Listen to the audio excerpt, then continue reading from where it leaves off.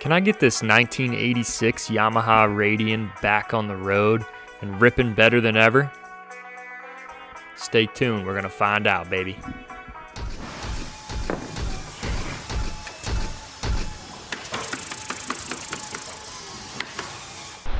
Good morning, y'all, and welcome to the very first episode of Cricket's Creations. I will be your host, Kiki, aka Cricket, and the adventure that we're gonna go on here is not only building fun things, but also kind of building our lives. We have nothing at the moment. We have a broken down 1989 Dodge Road Trek. We gotta fix that up, get that back on the road. My wife Taylor here has a beautiful brand new pickup truck, but that's about it. That's all we got. She's got a 1986 or 7, we don't really know, Yamaha Radian over here, which today will be our #1 project. The reason we need to get this thing done is because Taylor has her motorcycle test coming up in what, a week, 2 weeks? When is this thing? 2 weeks. 2 weeks. So she needs the bike obviously to operate to be able to take this test. And she has a fun trip coming up next year that she will tell you about on her channel. Go check out Taylor's Travels. But she needs to practice, so we got to get her on the bike. Yes. It's a Yamaha Radian YX 600. And I've had many a 600s in my day, and this thing runs kind of like a Tao 125. So the goal is to make it operate like a 600. I mean, this thing's something like, I think it's 65, maybe 70 horse. That back tire should be able to kick loose if you want it to. It absolutely doesn't do that. We're gonna tear it apart, find out. Hopefully it's something simple. It might just be the carbs need to be cleaned and rebuilt, but we're gonna show you how to do it. It's gonna be fun, and hopefully this thing's gonna rip. So we're gonna start by, first of all, opening her up for the season here. And yeah, we're gonna get into the easy bits. Check the air, check the fuel, check the spark. We probably gotta put some grips on her because she's just gone with the old electrical tape wrap here. But other than that, pretty cool little bike. Yeah, let's see if we can make this puppy sing.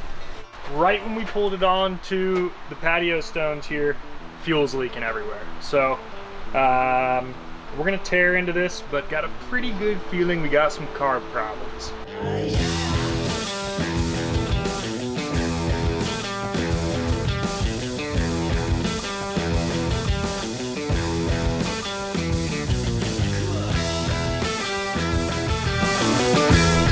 So my thought here is, if our oil has a nice layer of gasoline in there, that's bad, okay? That means that our fuel has been leaking in around the piston rings, coming down, washing out our cylinders. So we're gonna need to drain all the oil out, and then get some new oil in there, something that'll help maybe reseat those rings if that is a problem. We don't know yet, but we're gonna find out. With these CV carbs and the mechanical carbs, they really jam the air boxes in and around the frame, and getting the carb out with the air box still in here is a pain in the ass. So what we're gonna try and do is just disassemble the air box a little bit, get that out of the way, and then we can pull the carbs out. It seems as if Yamaha actually addressed this obnoxious air box thing. So what they've done here, which is pretty sweet, we'll see if it works, I don't know yet, but they've actually made little slots in here where the air box mounts. And I believe what they're trying to say here is that you can scoot the box back a little bit so you can get the fucking carbs out. Genius idea. If it works, we'll see. It's gonna be a bitch to put it back in, but you tried, Yamaha. I appreciate the effort. It was a good shot, but I got a feeling that airbox is coming out for me to put this back in. Anywho, let's dive over here, see what we're looking at. Carbs are out, and so far okay. The idle screws, we got a wetty over here, but I think that's just from the petcock being a little leaky. And it looks like and fuel, a little bit of fuel coming out of here, which we're not seeing on #1 and #2. So might have 2 stuck needles here. Well, let's get in there and find out, baby. I emptied everything out, let it all run. It seemed like a lot came out. Flipped her over, put her back on here, and cracked one of the float bowls. And right when I cracked it, it started pissing everywhere. So I have a feeling number 4 is gonna be clogged. Not sure yet, but good start.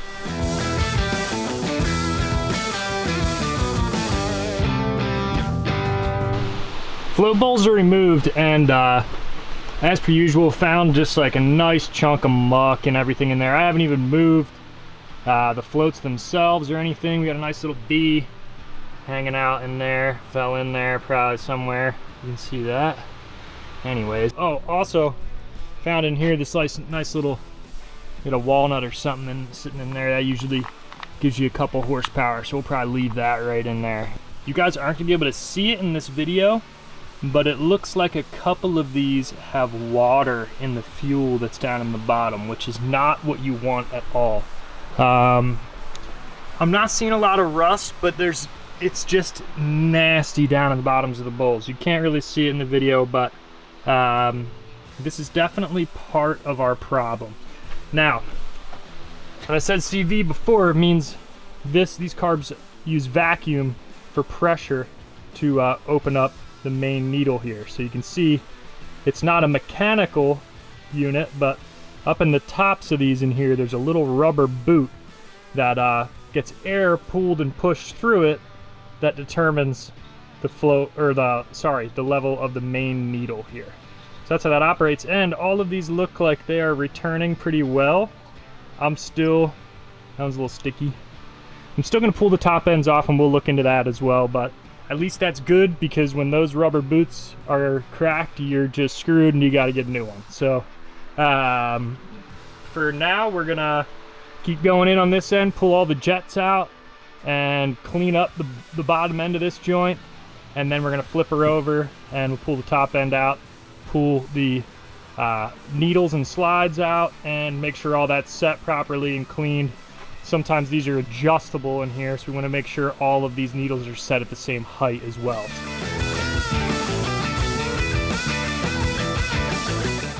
Two screws for those needle seats that just will not come out, and they want to strip and ruin my day.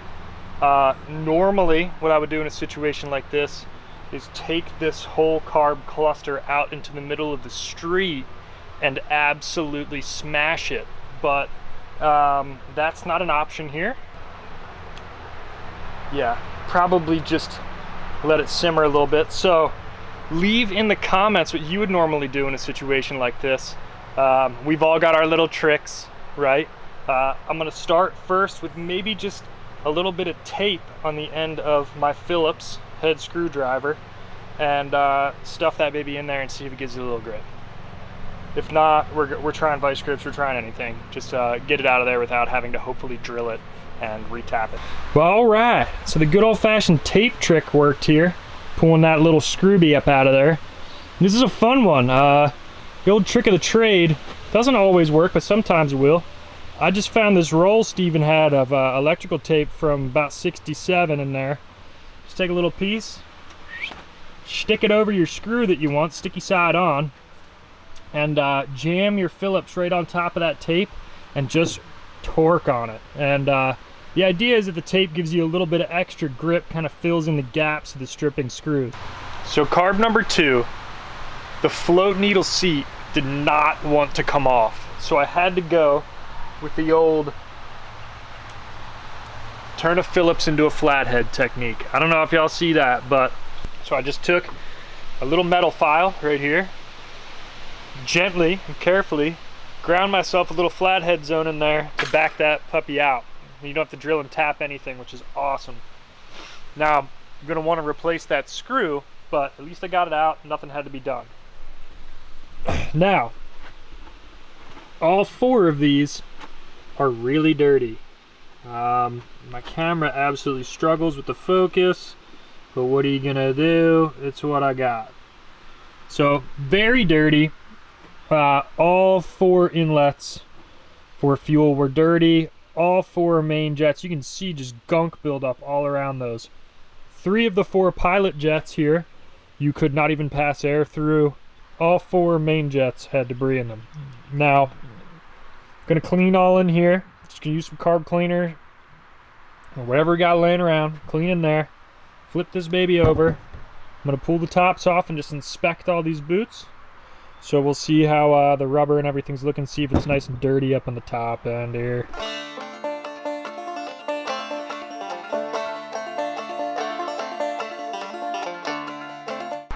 As you can see, first top I take off, the rubber is fully seated wrong. So obviously we're not getting air really pulled through here. Now I'm probably gonna need to get new boots for this, which I'm not very happy about because they're probably not cheap and I don't even know if I'm gonna be able to find them, but yeah, these carbs just keep rolling with the punches here. It's brutal.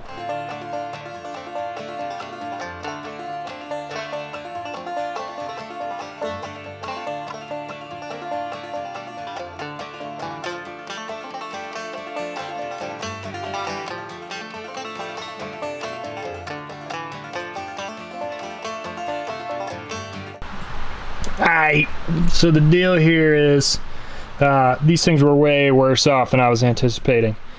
It looks pretty crispy in the camera, but it most certainly is not.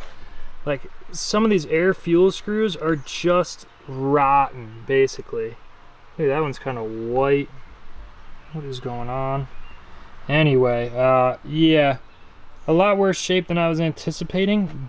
Definitely a big problem. So what I'm gonna do, we got my mom and sister on the way into town here, so what's gonna happen is I'm gonna take these bad boys, soak them probably in some gasoline or something, let them get all the dirt and stuff out of there, and then we're gonna wait for some new parts to come in, see if I can find this boot here I gotta replace. See how it's all jackered in the corner there. This baby's gotta go. So wish me luck.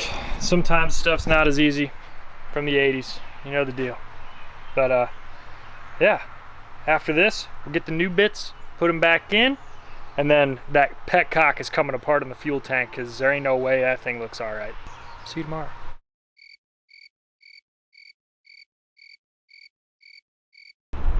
All right, so over the weekend, AJ, who you haven't met yet, and myself decided that we could not wait to figure out what was going on with the motor or not. So we threw the compression tester on there, and as anticipated, she's beat.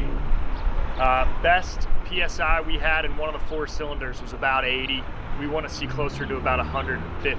So, as you can see, we are here somewhere in Canada, and Taylor has decided that she doesn't have time for me to finish working on the bike, so she's just gonna buy another one. This was a little bit nicer than the Radian. This all being said, I'd be lying if it said it didn't pump my stump up a little bit, knowing that we now have a project bike. So the mission for the rest of this weekend is gonna be stripping this thing down. We're gonna re-hone these cylinders and put everything back together in the cheapest way we possibly can. As anticipated, the diaphragm for the carbs, or the boots, like I like to say, are like $190 used. You can't get anything for this bike anywhere. It's a pain in the ass. Can't find a head gasket, so we're probably gonna end up making our own one of those, see if we can jimmy rig something up with what we've got, and hopefully get this damn thing back on the road. We will see. Might not make our deadline for next Friday, but there's a shot. Anyway, Primeline over here, they turned this thing around quick, came out here in 2 days, got herself a little motorcycle, so let's go see what you got.